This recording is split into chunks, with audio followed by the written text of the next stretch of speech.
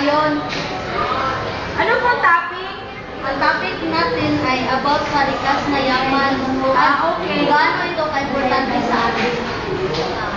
Okay, class, kukuha kayo ng pen nyo at ako na magpo-provide sa Manila paper. Okay, ma'am. Okay, ma'am.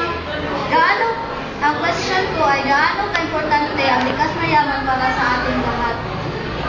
Okay, ma'am. Pupunta kayo sa iyong sariling pangkat at gumawa na kayo. Ano nga? May pencil pen ka ba? Oo, meron. Anong brand? Peloto yung brand ng pencil pen. Sulat mo nga, patingin nga, baka hindi maganda. O, tingnan nyo. Tatanungin ko na natin ang ano.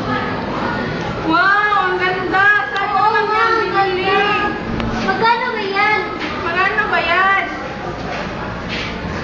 Anak? Anak, wait ka, marami dyan.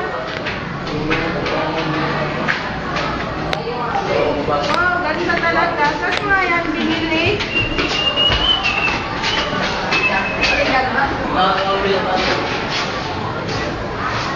Dali baka bumig na yung reg. Ito na po, ma'am. Sige. Mag-record na po kami. Ito na ang piliin yung pencil pen, Peloton. Dahil affordable pa at maganda pang isulat. Anak,